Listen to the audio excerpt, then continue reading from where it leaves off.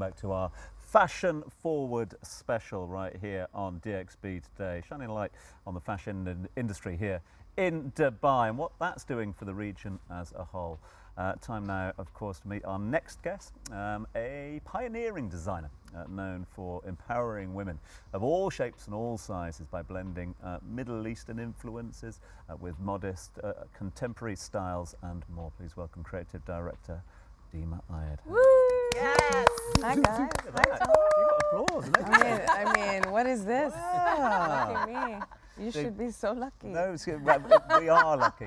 We are lucky. It's great to have you here, especially in light of what we are discussing today. I mean, just to that point of where we're at in the industry at present. We just mentioned there about sustainability, and it's obviously a buzzword and one that we are wanting to talk about, and everyone in the industry should be talking about it. The same could be said, I suppose, for size inclusivity. So where are we at in terms of the industry and size inclusivity? We're going backwards, actually, and the reality of the emergence of the Ozempics and Mounjaros of the world, the reality of size inclusivity was a fad for a lot of people who really weren't convinced in their own bodies to actually fit in. So they embraced the concept of being inclusive. Enter all of these different types of medications, you find less and less need or desire for people to have the inclusivity as part of their conversation. But I think there's a definition of inclusivity that's a bit distorted, and it's important to just clarify what that is. So if you walk into a supermarket today, you have the choice to buy absolutely anything that you want. You can buy chocolate, you can buy lettuce, you can buy tomatoes, you can buy fried foods, you can buy oil, buy anything you want. I'm hungry now. But when you think about shopping, I think the same thing does apply. When you want to go in to buy clothes, you should buy anything you want. You can buy an expensive pair of shoes, you can buy a cheaper pair of shoes, you can buy anything that you want, except you can't find your size if you're bigger than a certain number. And basically, it's almost like fashion stores dictate what you should look like and dictate what size you should be and tell you that regardless of whatever condition you're under, you can't buy anything. Sorry. You're not welcome into this fashion conversation. The entirety of somewhere like Dubai Mall, nothing to do with the mall, to do with the stores in the mall. There's probably one store in the entire mall where certain people of certain sizes can buy their clothes.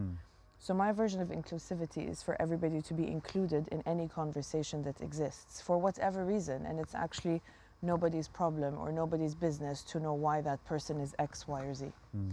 And inclusivity is not really about telling you that whatever size you are beautiful. That is subjective. It's to say that whatever size you are, you're able to buy clothes. Full stop. And that's just mind-blowing when you really think about it. You know, Dima, for so long I was finding plus-size clothing available. I mean, it was increasing year after year, but it would be like the gym wear, and then it would be basics, necessity, but not necessarily that stylish, that upscale, that like evening gown. And I was so happy to discover you and your models, and you just see women that look like you is so refreshing, so hats off to you. Now, I want to know, how did you come about that decision, and did you face a backlash initially? Because obviously you're super successful now, but how was that? I was very early in the conversation. I actually was before the Ashley Graham era and before the era of anybody being inclusive. So publications would talk about the brand, but not necessarily talk about the inclusivity part of the brand. My story is very personal. I'm bigger and taller than most, and I struggled to find clothes during a very important wedding season. And so, in wedding season, you don't repeat things twice. Sustainable, yes, but after a couple of years, you can wear them again. That's kind of like the ethos of how this goes. And then I struggled to find anything, so I made my own things. And then I realized, everything in the world, because my core is PR. PR and marketing is knowledge. Knowledge is power. My knowledge is being a woman. I'm a woman, so that's an education in its own right. So I said, let me try and make clothes for my cousins and my sister and my mother. And then before I knew it, I said, I'll try a collection. Ignorance is bliss. If I knew what I was getting into, maybe I wouldn't have gotten into it, to be truthful. And then I said, I'll try it. I tried a collection, it did great, and then the journey began. I have to say, Dima, it's less of a question and more of how brilliant you are, because we're all fangirling. Just yeah, we are, but she deserves it, and she's worked so hard. And when I talk about, supporting brands, it's not just about the emerging ones, it's about brands like Dima's. My comment really about how fantastic you are is we've seen the marketing, people jumped on the bandwagon of diversity, but you've stuck to it. Yeah. And it's your DNA as a brand, and I love that. Thank you so much. You know, every runway, I make sure it's inclusive, every photo shoot. I think as well, when you start looking at people that look like you, suddenly you feel like you have a sense of belonging. And I think everything in this whole world, you don't want to be lonely in any conversation. You don't want to be lonely in any chapter. You want to feel like you belong. So you need to imagine yourself wearing an outfit. You can't see a double extra small woman trying to sell a 4 extra large dress. Right. You've got to find something that, you know, can actually marry and make people feel like they belong. And I think that that's also something, building a community, it's not just a brand, it's a community, it's a conversation. It's sharing information about, as you are in this current moment, you are enough. And if you want to change, please do. Nobody's saying stick to where you are or promoting obesity, and this is all these fad words that really upset me. It's actually not to promote that. It's in your moment currently, you belong in any conversation. You know, you belong at all times, in your worst of times and your best of times. So that's how the brand became the brand. I love it. I've watched your journey and seen it evolve. It's fantastic to see. Thank you, Lynn. How do you choose your designs? How, when you go about thinking how you're going to design something and what colors you're going to use, what inspires you? What?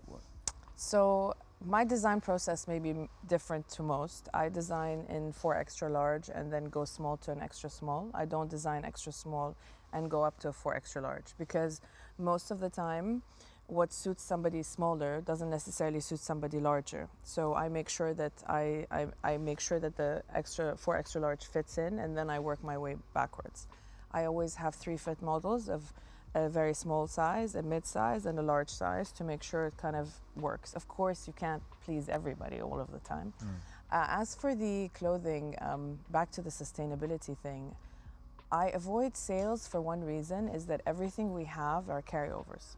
So I make sure that whatever you buy from the collection, in the next season you might find another color, so that you don't feel that suddenly this piece doesn't work anymore. I try to make sure that the collections are more on the classical side, that they stand the test of time, as opposed to always feeling like, oh, this was trendy then, but then it doesn't get trendy later. Because the whole thing about a wardrobe, it should be limited. It should be something you wear a lot of the time, but it should always feel different every time you wear it. So that's kind of how I create the pieces, so that they don't feel, you know, too forward or too backward. And when you look at them, you don't think, oh, that was 2010, or this is, no, it's not like that, you know, with clothes. That's because you understand your customer. Yeah. And also it's about, clothing is not just to keep buying. Clothing is to make you feel good as well, to wear something that you always want to wear again, and think of it as not a one-off, which is why also the price point comes into that mix. It's not too cheap, it's not too expensive, it's somewhere right in the middle that's functional for somebody, not to feel like they broke the bank buying your brand. You know, I don't want to ever feel that way, or make anyone feel that way either. Thank you so much, Dee. Thank you. You're amazing. You should do some men's stuff as well. It's kind of on the pipeline. Let's see. Working on it. That trial and error now phase. You could be the model for that. Yeah, I'm up for easily. anything, man. Let's do it. We'll stick around on the sofa. For sure, yeah. Right, cool. Now, we're going to be looking at a wardrobe detox company, someone who we all need from time to time. And if you want that, the spotlight is just for you. So let's introduce our spotlight for today. It is Laisha Naik, aka the stylist in your pocket.